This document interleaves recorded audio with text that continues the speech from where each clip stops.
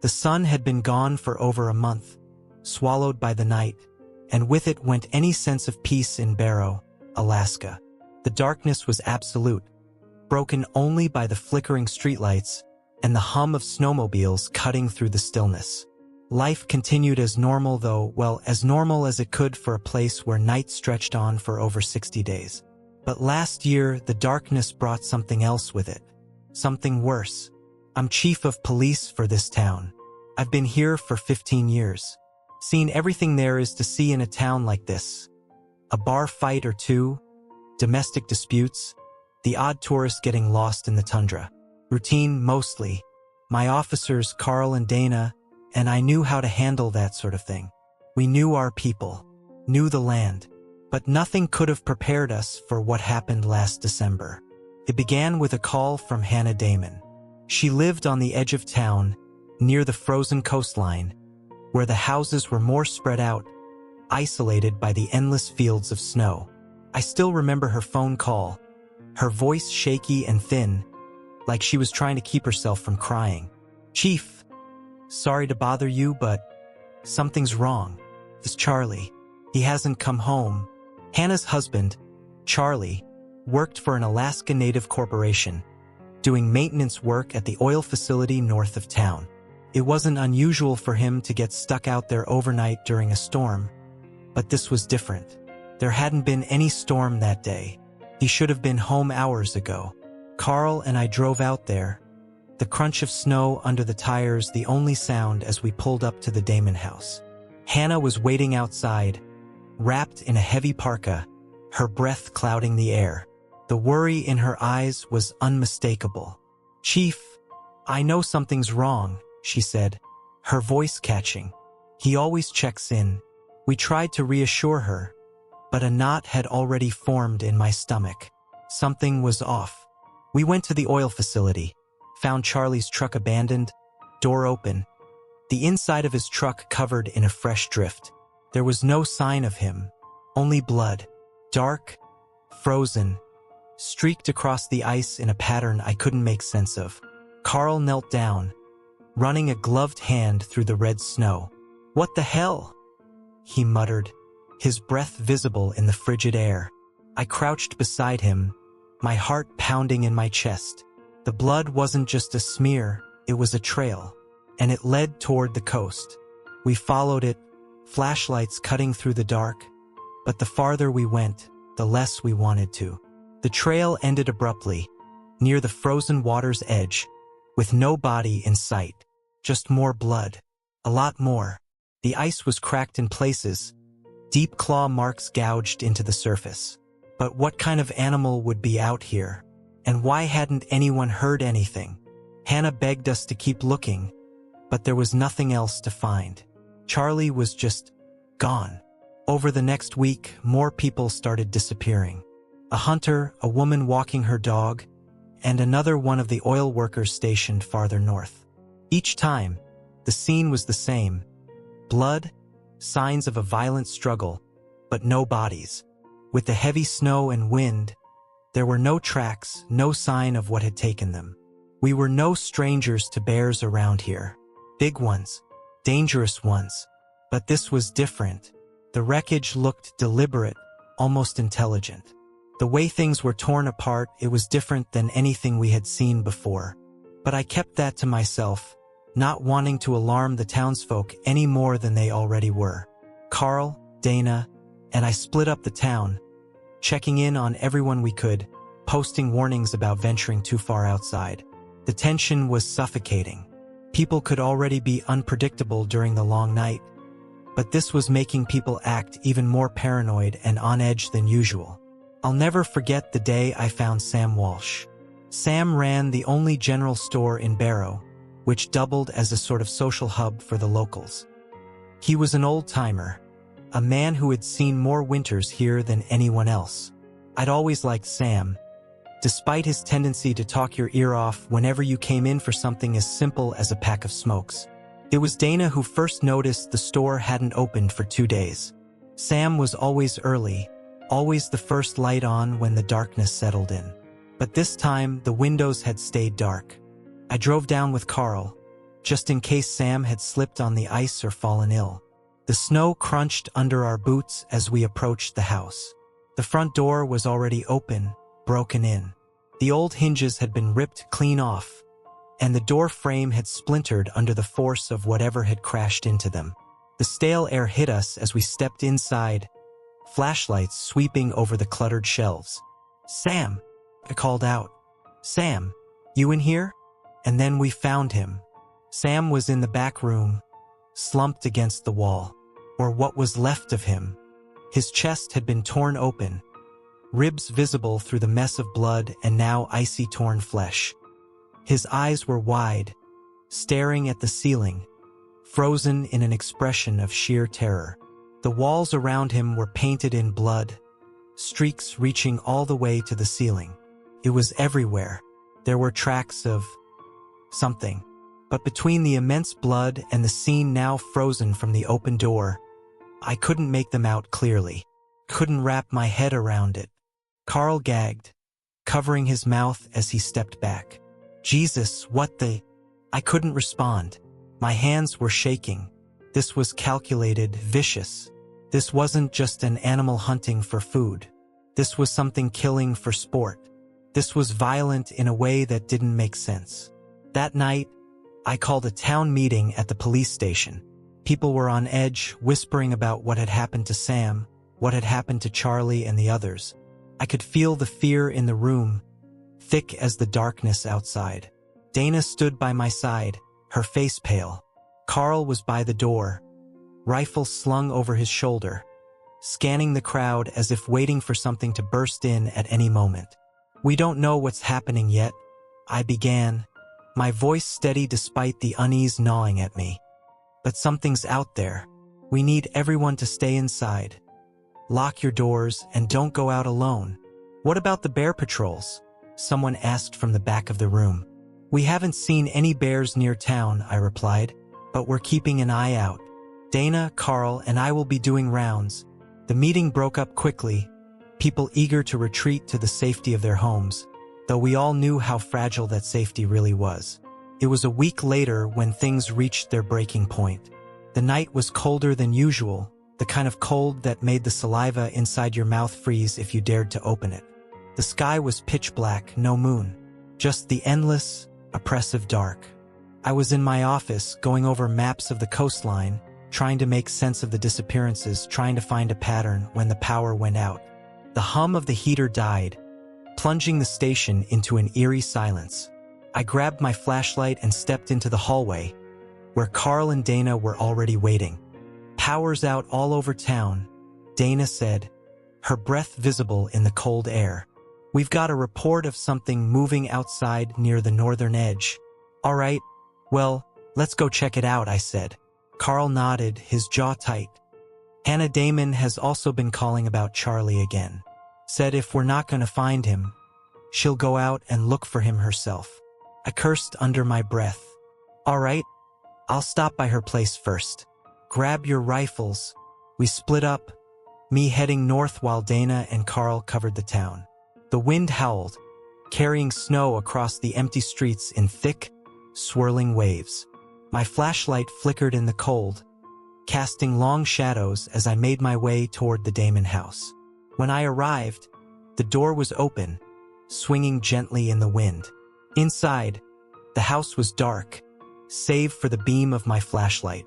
The kitchen was empty, a half-finished meal still sitting on the table. But the back door had been ripped off its hinges, the wood splintered and jagged. My stomach dropped, knowing what I would find next. And there it was, in the snow outside, a trail of blood. I followed the blood trail through the snow, my breath heavy in the cold night air. The wind seemed to carry whispers, like the town itself was holding its breath, waiting for something to happen. I could feel the weight of the darkness pressing down on me, and for the first time in my life, I felt small out here, exposed. The trail of blood led me to a small clearing by the coastline, where the frozen sea met the land in jagged sheets of ice. My flashlight flickered, casting eerie shadows across the snow. And then I saw her. Hannah was lying face down in the snow, her body twisted unnaturally. Her clothes had been ripped to pieces, and blood pooled around her, soaking into the frozen ground. But she was still breathing, barely. I rushed to her side, turning her over gently. Her face was pale, her lips blue, eyes wide with shock. She tried to speak, but all that came out was a rasp, a gurgling sound as blood bubbled up from a wound in her chest. A chunk of flesh had been ripped from her neck. "Help!" she gasped, her half-missing hand gripping my arm with a surprising strength. "It's still here." I glanced around, but saw nothing, just the vast, empty expanse of snow and ice. "What did this to you, Hannah?" I asked, trying to keep my voice calm. "What happened?" But she didn't answer. Her eyes glazed over, and her hand went limp. I cursed under my breath, looking all around me. There were no tracks, no sign of whatever had attacked her, but I could feel it. Something was out there, watching me. I radioed Dana and Carl, my voice low. "I found Hannah. She's dead. Whatever did this. It's close. We're on our way," Carl replied, but his voice sounded distant, hollow. "Stay put." But I couldn't stay put. Not with this thing out there, picking us off one by one. By the time Carl and Dana arrived, the wind had picked up, howling through the streets like a wild animal. We wrapped Hannah's body in a tarp, the three of us working in grim silence. I could tell Carl was shaken. He'd been the one who found Sam Walsh, and seeing another body like that was starting to weigh on him. "We need to stop this thing," Dana said, her voice barely audible over the wind. "Whatever it is." Carl shook his head. "This doesn't make sense, Chief." "I know it doesn't make sense," I agreed. "Animals don't act like this." Dana glanced around nervously, her hand resting on the butt of her rifle. "Then what the hell is it?" I didn't have an answer, but deep down, I felt something primal stirring, a fear that went beyond the rational. There was something out there, something hunting us, and it wasn't going to stop. The next day, the town was in a full-blown panic. People had raided Sam's general store and began barricading their homes, arming themselves with whatever they could find. The streets were deserted, save for the occasional snowmobile darting between houses. But no one knew what they were running from. They only knew that something was out there, and that it was coming for them next. I spent the morning going door to door with Carl and Dana, checking in on the townspeople, trying to keep them calm, and let them know we were doing everything we could. But it was clear that the fear had taken hold. People weren't thinking straight. They were acting out of desperation. At one house, old Mrs. Kaufman answered the door holding a shotgun, her eyes wild with fear. "You're not gonna let it get me, are you, Sheriff?" she asked, her hands trembling as she gripped the gun. "I've been hearing things, scratching at my walls at night." I put a hand on her shoulder, trying to reassure her. "We're doing everything we can, Mrs. Kaufman. Stay inside, lock your doors, and don't go out alone. We'll get to the bottom of this." But even as I said it, I wasn't sure I believed it myself. That night, I couldn't sleep. I kept replaying everything in my head, trying to make sense of it. Whatever was out there, it was smart and it was strong. With the first few bodies disappearing, I had thought it just was something hunting people caught alone in the darkness. Wolves, maybe? But lately, the victims seemed to be killed just for the sake of it, not for food. It didn't make sense. Was it an animal? One of the townspeople? The next day, I sat at my desk, staring out the window at the blackness. The radio crackled to life beside me, Dana's voice cutting through the static. "Tom, I've got movement near the old school building. I'm gonna check it out." My heart jumped into my throat. "Wait for backup," I said, grabbing my coat. "I'll meet you there." But by the time I reached the school, it was already too late. The building was old, abandoned after the new school had been built on the other side of town. Most people avoided it, claiming it was haunted or cursed. Kids would dare each other to go inside, but none ever stayed for long. Something about the place just didn't feel right. I pulled up outside, the wind whipping around me, snow stinging my face. The front door was ajar, swinging in the wind. I stepped inside, my flashlight casting long shadows down the empty hallways. "Dana?" I called, my voice echoing off the walls. No answer. I moved deeper into the building, my heart pounding in my chest. The floor creaked under my boots, and the cold seemed to seep into my bones. Something was wrong. I could feel it, and then I heard it. A low growl, deep and guttural, coming from somewhere down the hall.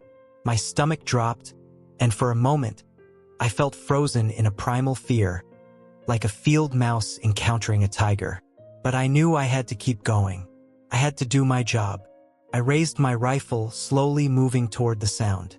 My flashlight flickered, the beam cutting through the darkness. And then I saw it. For the first time, I saw it. At first, I thought it was just a shadow, a trick of the light. But as I got closer, I realized it was something far worse. The creature was massive, its white fur matching the snow outside. It was so big that for a moment, I thought my eyes were playing tricks on me.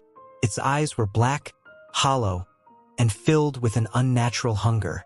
It stood on all fours, its massive paws tipped with claws that looked as long as my forearm. Blood stained the white fur around its jaws. I froze, my breath catching in my throat. I didn't know what to do or where to go. It was a polar bear, but not like any bear I'd ever seen before. The thing was enormous, larger than any polar bear I'd ever heard of. It looked like it had crawled straight out of a nightmare, a twisted, monstrous version of the real thing.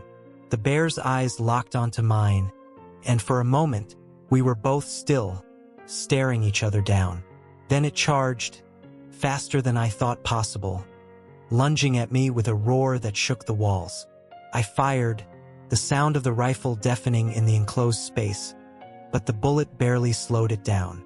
It was on me in an instant, knocking me to the ground, its jaws snapping inches from my face. I scrambled back, kicking at the thing as it swiped at me with one massive paw, its claws tearing through my coat like it was nothing and tossing me like a rag doll. My rifle clattered to the floor, useless. I reached for my sidearm, fumbling with the holster as the bear lunged again. This time, I managed to roll out of the way, firing 2 shots into its side. The bear let out a deafening roar, staggering back, but it wasn't done. It wasn't even close to done. I stumbled to my feet, blood dripping from a gash on my arm. The bear circled me, its black eyes locking onto me. I could see the intelligence in them, the way it was sizing me up, devising a plan, waiting for the right moment to strike. I could hear the sound of my own heartbeat pounding in my ears as I backed away from the creature. Its breath came out in thick clouds of steam, and the stench of blood clung to the air. My hand was slick with sweat, gripping my sidearm tighter as I tried to steady my aim. The bear seemed to know my intentions, and I could tell even it knew it had the upper hand. In the brief seconds I had to think, my mind raced. This thing had killed my friends, my townspeople, and it wasn't going to stop until we were all dead. I couldn't die here, not like this, in some decrepit hallway of an abandoned school. I fired again, aiming for its head. The bullet grazed its skull, and for a split second, I thought it had worked. The creature stumbled, letting out a low, rumbling growl as it shook its head, disoriented. I didn't wait for it to recover. I turned and ran, my boots pounding against the floor as I raced for the exit. The wind howled as I burst through the doors, the cold biting into my skin like 1,000 needles. Behind me, I could hear the bear recover, crashing through the building, its massive body tearing through doors and walls as it gave chase. It was faster than I could have ever imagined, and I knew I didn't have long. I didn't stop running until I reached the snowmobile, the engine sputtering to life just as the bear broke through the front of the school in a blur of fur and rage. I gunned the throttle, speeding off into the darkness as fast as the machine would go, the roar of the bear fading into the distance behind me. Back at the station, Carl and Dana were waiting for me, both of them pale and shaken. The look in their eyes told me everything I needed to know. Dana had gotten to the old school first when she saw it. She had lost her radio while fleeing and was unable to warn me before I got there. "What the hell was that thing?" Dana asked, her voice trembling. "That wasn't a normal bear." "I don't know," I replied, still catching my breath. "But it's hunting us. And it's not going to stop. The thing isn't just hunting for food. It's killing for sport." Carl stood by the window, staring out into the night. "Great. An enormous rogue polar bear. We need to warn the town. Get everyone to safety." "There's no safety," I said, the weight of it all settling in. "Not with that thing out there." The office phone rang, with one of the townspeople on the other end. "Chief, we've got something tearing through the streets of the town. It's..." "Oh God!" The transmission cut off with a scream, followed by the unmistakable sound of someone being torn apart. "We have to do something," Carl said, grabbing his rifle. "We can't just sit here."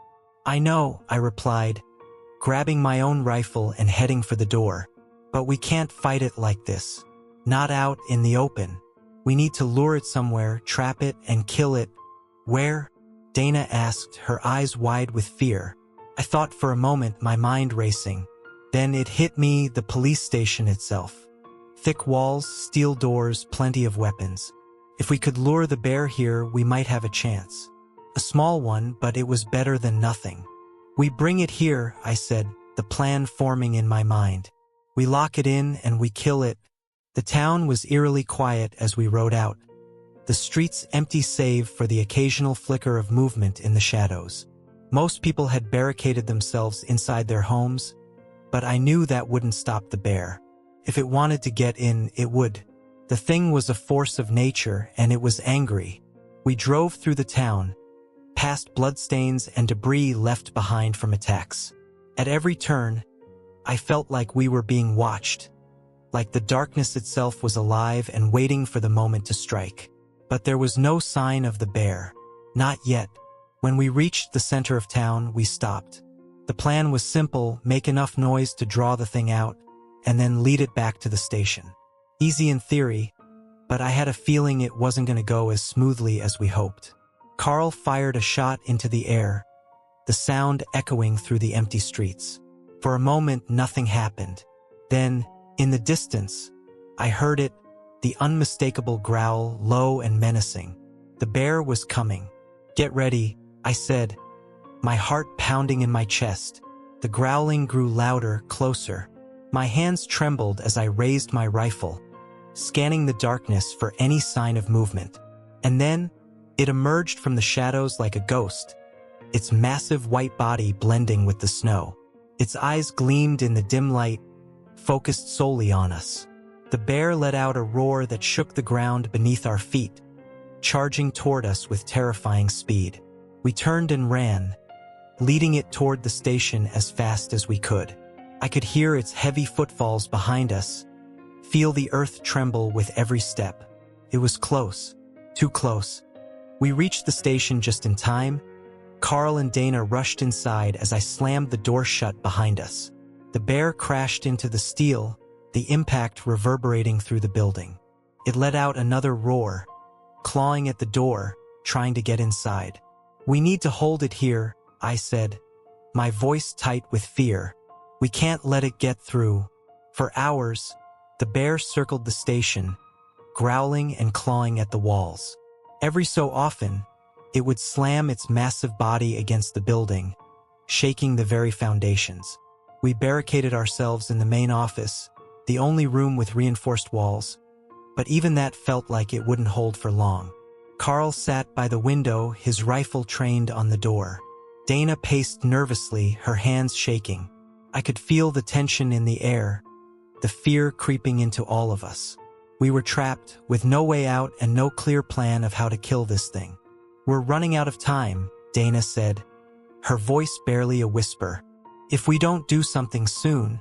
"I know," I replied, my mind racing. "But we can't take it head-on. We need to find a way to trap it." The plan was risky, but it was all we had. We set up a makeshift barricade in the hallway leading to the main office, hoping to funnel the bear into a narrow space where we could get a clean shot. I knew it wouldn't be enough to kill it, but it might slow it down. We waited, the tension in the air thick enough to choke on. Every minute felt like an hour, and the sound of the bear's growls outside made my skin crawl. Then, suddenly, the door burst open, the bear crashing through in a blur of fur and teeth. It was even bigger than I remembered, its eyes gleaming with a savage intelligence. It moved with terrifying speed, barreling toward us, smashing through the barricade like it was nothing. I raised my rifle, firing off a shot that hit the bear square in the chest. It barely flinched, its massive form absorbing the impact as it kept coming. Carl fired too, but the bullets seemed to do little more than anger it. The bear lunged at Carl, its jaws snapping shut around his arm with a sickening crunch. He screamed, blood spraying across the walls as the bear shook him like a rag doll. Dana fired again and again, but it was too late. Carl was gone. The bear flung Carl's limp body aside like a discarded toy, and the sound of his broken bones echoed through the narrow hallway. Dana screamed, her voice cracking with terror as she scrambled to reload her gun, her hands trembling so badly that she fumbled the bullets. I could see the panic in her eyes, her mind racing to find an escape, but there was none. The bear turned toward us, its eyes gleaming with a malevolent intelligence, as if it knew we were trapped. Blood dripped from its mouth, staining the floor in dark pools that mixed with Carl's remains. Its breath came out in thick puffs, and the stench of death filled the air. "Dana, move!" I yelled, pulling her back just as the bear lunged. Its claws scraped the floor where Dana had been standing only seconds before, the sound like nails on a chalkboard. We stumbled backward, retreating into the office, slamming the door shut behind us. The bear roared, its massive body slamming against the steel-reinforced door. The frame groaned under the pressure, and I knew it wouldn't hold for long. Dana huddled in the corner, her face streaked with tears, her breath coming in shallow gasps. We can't kill it," she whimpered, clutching her gun like it was the last thread tethering her to sanity. It's not just a bear. We have to try," I said, though I didn't believe my own words. There was no reasoning with this creature, no understanding it. It wasn't just a predator. It was something worse, something feral and unstoppable, as if nature itself had turned against us. The door buckled under the force of the bear's assault, and I knew we only had seconds before it broke through. Desperation clawed at my mind, and I scanned the room for anything we could use, anything that might slow the creature down. My eyes landed on a small metal cabinet in the corner, one I knew held the emergency shotgun and extra rounds. Without wasting a second, I yanked it open, grabbing the shotgun and slamming a handful of shells into it. The door behind us was starting to crack, splintering as the bear's claws gouged into the wood. We watched in horror as the beast tore its way through, its jaws snapping at the air as it pushed its massive head through the broken door. I fired, the shotgun blast hitting the bear square in the face. It recoiled, letting out a deafening roar, but the shot hadn't done what I hoped. The pellets barely seemed to penetrate its thick fur and muscle. It only enraged it more. With a final heave, the door gave way entirely, and the bear barreled into the room, knocking over desks and filing cabinets as it advanced. I kept firing, pumping round after round into it, but the beast was relentless. "Go! Run!"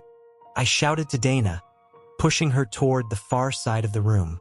She hesitated for only a moment before darting for the door. I fired one last shot at the bear's head, buying myself a few precious seconds, and then I followed her. We ran through the back hallways of the station, the sound of the bear's heavy footfalls echoing behind us. I could feel it getting closer, the floor shaking with every step. My lungs burned from the cold air, and my legs felt like lead, but I couldn't stop. Not now. Dana and I burst into the storage room, our last refuge in the station. It was a large, windowless space, cluttered with old evidence boxes, shelves, and a few rusted lockers. There was nowhere left to run. The bear would tear this place apart. We closed the door silently behind us. "We can't keep running," I whispered, breathless. "We have to end this." "How?"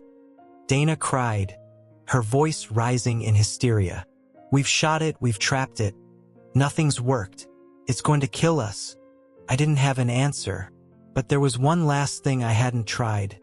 Something that might just be enough to take the bear down for good. In the far corner of the room, behind a pile of old supplies, sat a single rusting gas canister.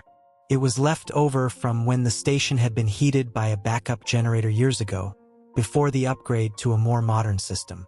It was old, probably unstable, but it was our only hope. I grabbed the canister, lugging it across the room as fast as I could.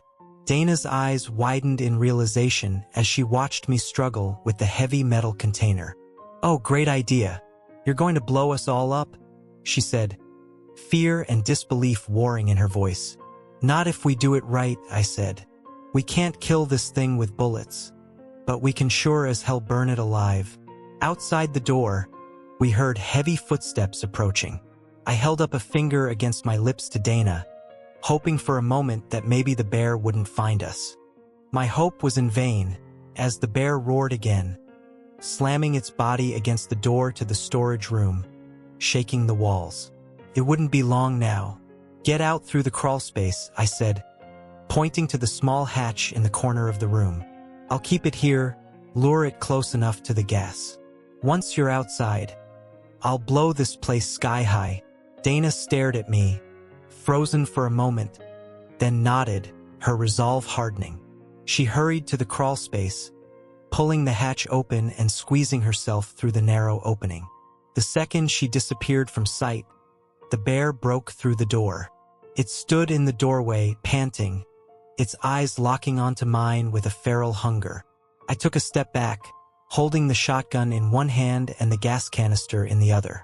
"Come on, you big bastard," I muttered under my breath. The bear charged, and I didn't hesitate. I threw the canister toward the creature, then raised the shotgun, aiming for the gas. The bear lunged at me just as I pulled the trigger.